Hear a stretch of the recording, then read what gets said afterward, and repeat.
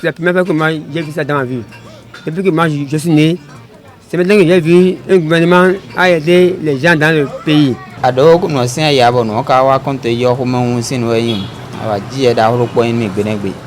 Ndo ai ton abokala ba mo ko mo dom. E vi mi tam. Ndo ku tonu to gan o do e do gbe bo wa pe. Mi me Alonso atole. Ena cheni bo to na fado alokoni bana he to zan so igbada. Elo ndo nuku wa. Me ba ga hun do gbada nu sai ne me. Mana be mi ya. Tro wa ndela ko ti na regle ko sa dai. Ndalo me don yi gbegbe ne gbe yo. Zame nja yo réseau e bi aso. Bon e te ka le jo ko me na bele ka de ya.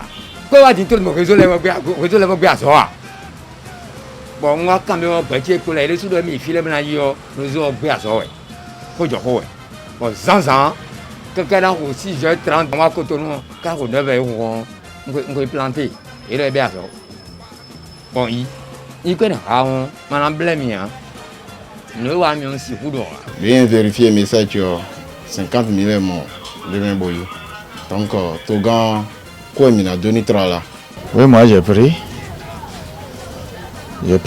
l'argent que l'État a octroyé aux artisans qui ont subi des désagréments en ce qui concerne le cordon sanitaire imposé à la population.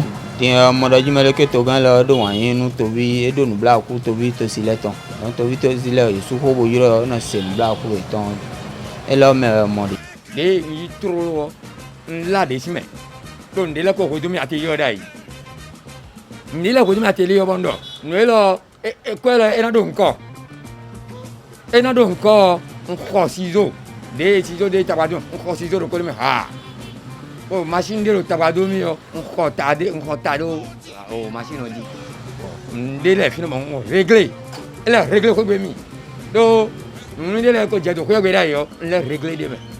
Ambla mi ko wa da gbe yen.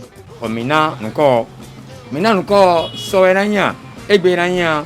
Mo wa so ton. Message mo ntie me. Message yo do me le 100 000. Bon trésor public c'est domi. On a eu ah! Comme humi le ko jogo de reji. Ma le ka message yo ko bo abi 100 francs on la we de ya. Moi moi on a 0 repos. Bon et moi 1 repos, on a 0 oui. On a 0 à tongo na ma 100 000 ouais. Vite les vieux ko nous. Comme humi town. Bon yo ko gbache le de ko bo ko le yo. Il y a cette dollar les diamants. Il est moins dur. Et la mimo. Ne bien moi il y a 150 000. Là mais à ton gars 150 000. Mais il 100 000. Je remercie beaucoup le gouvernement pour tout ce qu'il nous a fait. Et cela a soulagé beaucoup de gens dans le pays. Parce qu'il y a des gens qui sont dans la souffrance. Comme ils ont trouvé ça, leur souffrance est diminuée. J'ai pris 150 000. J'ai pris 150 000. Donc, j'ai dit merci au gouvernement. Au commencement, il y a beaucoup qui n'ont pas cru, qui vont... beaucoup pensent que c'est une manière pour le gouvernement pour nous attaquer pour l'impôt. Mais finalement, la réalité, moi j'ai pris l'argent. Et beaucoup de mes membres aussi ont pris. Seulement qu'il y a certains qui n'ont pas encore trouvé. Ils se sont enregistrés, cependant ils n'ont pas encore eu ces fonds-là. Ça a réglé une partie des problèmes. Hein? Parce que, sans vous mentir, le temps de cordon sanitaire, bien, le Covid-19, ça nous a beaucoup fait du mal. Beaucoup. Je sais que même nos apprentis là, qui demandent de l'argent aux passants pour manger. Parce que les gens ne viennent plus pour se coiffer là, les gens ont peur. Donc ça nous a beaucoup fait de mal. Maintenant on a beaucoup de dettes. Parce que en ce qui concerne le loyer, même nos vendeuses qui nous vendent des produits là, on les doit beaucoup. Donc je vais essayer, j'ai déjà commencé à essayer de payer, de régler ces dettes. On ne croyait pas que ça va être, ça sera une réalité. Parce qu'il y a des gouvernements qui ont passé, qui ont dit des choses qui ne sont pas réelles. Mais pour cette fois-ci, on a vu que vraiment ça a été une réalité. Même hier, il y a beaucoup qui m'ont appelé. Je leur ai dit de patienter. Parce que le ministre a dit qu'il y a un peu de problème là, que ce qui est sûr, tous ceux-là vont être dans la possession de ces sous après. Et n'a mis quoi? Mais il est mort 150 000, mais il est mort 80 000, mais il est mort 50 000. À quoi ouais? Parce que il y a leur sous de l'eau, et nous mais de pour coton. Eh? Quoi de kana mi on a horo po gegero te bo client le ma wi wa we mais quoi ne on fi de na bi oro hen du me pour coton me on me pour coton je na ton parce que azo jaso e wa quoi ka wa ni jo nínú mi quoi mo 150 000 ate hun kaka we dia na jama janso e po ate hun kaka bo bi odo me on a hosun jan wi we o ina wi we. J'ai payé au moins 3 mois de loyer dedans. Et le reste, je vais équiper mon atelier. Vraiment, je les remercie beaucoup. Un peu que Dieu les garde et nous vous à ce gouvernement. Pour que ce gouvernement soit un gouvernement, prochainement, si peut encore arriver, ça c'est le bon. Quoi, il m'a donné. Oh, non. Pour me dire que je suis un film, mais alors je vais un système.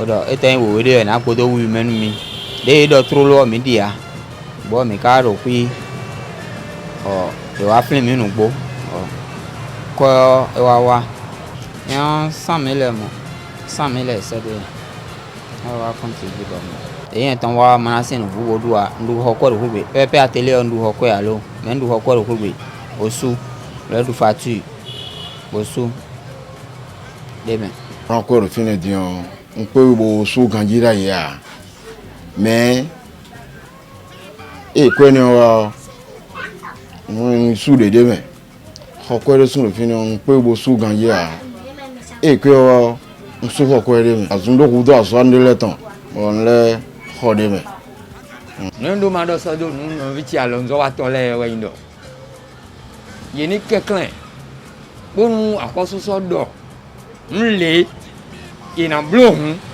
me de ma so di kasi o do to mi ade o mi gbe mi no wo ana su ko pere o to gba me jen we do ko e ja so wa na o to o me we donc na bio ilo le were wonu su o bonu do nu et non trondo. Si le gouvernement dit quelque chose là, il faut obéir. Je n'ai plus hésité pour parler que bon, il a dit que c'est impôt. Non, non, si le gouvernement a besoin de vous voir et de vous enregistrer pour l'impôt là, le gouvernement est tout puissant, hein. Il a beaucoup de moyens pour vous avoir.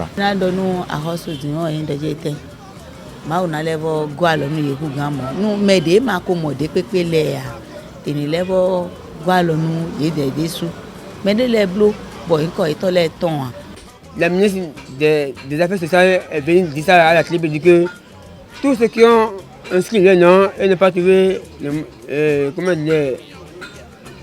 sous, tous ceux-là auront les sous.